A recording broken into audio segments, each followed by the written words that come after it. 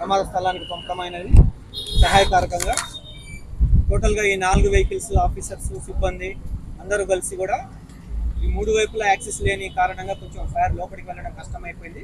Front access open చేసుకొని fire vehicles ఎక్కి కొంచెం దూరంగా వెహికల్స్ నుంచి ఫైర్ కంట్రోల్ చేయడం జరిగింది.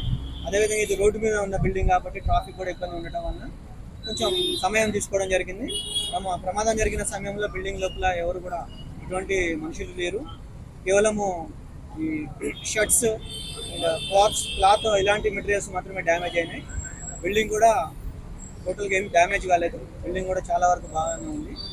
మా సిబ్బంది చాలా వ్యయప్రయాసాలకు వచ్చి ప్రాణాలకు తెగించి అగ్ని ప్రమాదంలో ఉన్న ఆస్తులను కాపాడడం జరిగింది. అదేవిధంగా పూర్తిగా ఫైర్ని కంట్రోల్ చేయడం జరిగింది.